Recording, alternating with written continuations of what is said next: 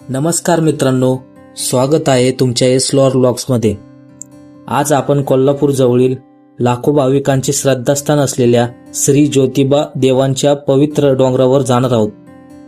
या व्हिडिओमध्ये आपण जाणून घेणार आहोत श्री ज्योतिबा देवांचा इतिहास, मंदिराचे धार्मिक महत्त्व, गुलालाची परंपरा का आहे, कोल्हापूरहून कसे जायचे, दर्शनाची माहिती, जवळची पर्यटन स्थळे, प्रवासासाठी महत्त्वाच्या टिप्स। म्हणून हा व्हिडिओ शेवटपर्यंत नक्की बघा। श्री ज्योतिबा देवाचा इतिहास। श्री ज्योतिबा मंदिर हे कोल्हापूर पासून सुमारे 17 किलोमीटर अंतरावर वाडी रत्नागिरी येथे डोंगरावर वसलेले आहे। लोक परंपरेनुसार श्री ज्योतिबा यांनी राक्षसांचा पराभव करून धर्माचे रक्षण केले, त्यामुळे त्यांना शौर्य आणि संरक्षणाचे प्रतीक मानले जाते।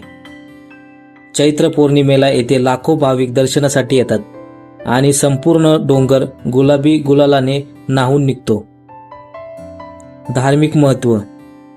अनेक कुटुंबांचे श्री ज्योतिबा हे कुलदैवत आहे।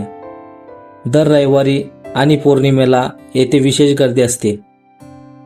भक्त चांग भलं असा जयघोष करत दर्शन घेतात। येथील वातावरण भक्ती, श्रद्धा आणि उत्साहाने भरलेले असते। गुलालाची परंपरा। ज्योतिबा मंदिराची सर्वात मोठी ओळख म्हणजे गुलाल। भक्त गुलाल अर्पण करून देवाला वंदन करतात। विशेषतः चैत्र यात्रेदरम्यान संपूर्ण परिसर गुलाबी रंगात रंगून जातो। जर तुम्ही गुलाल वापरत असाल तर इतर भाविकांना त्रास होणार नाही याची काळजी घ्या आणि मंदिर परिसर स्वच्छ ठेवण्यास हातभार लावा। मंदिराची सफर।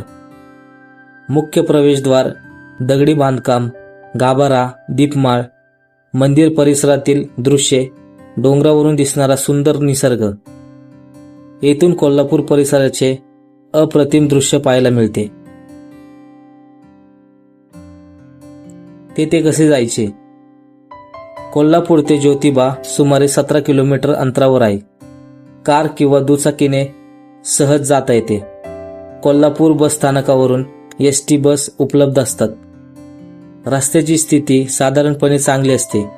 पावसाळ्यात काळजीपूर्वक वाहन चालवा। जवळची पर्यटन स्थळे श्री महालक्ष्मी अंबाबाई मंदिर, पन्हाळा किल्ला, रंकाळा तलाव, न्यू पॅलेस, श्री छत्रपती शाहू महाराजांचा राजवाडा।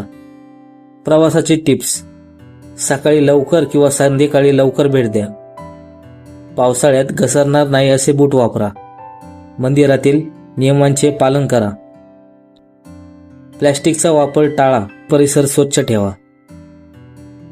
मित्रांनो, श्री ज्योतिबा डोंगराची ही सफर तुम्हाला कशी वाटली? तुम्ही ज्योतिबाला दर्शनासाठी गेला असाल तर तुमचा अनुभव कमेंटमध्ये नक्की सांगा। व्हिडिओ आवडला असेल तर लाईक, शेअर करा आणि सबस्क्राईब करायला विसरू नका।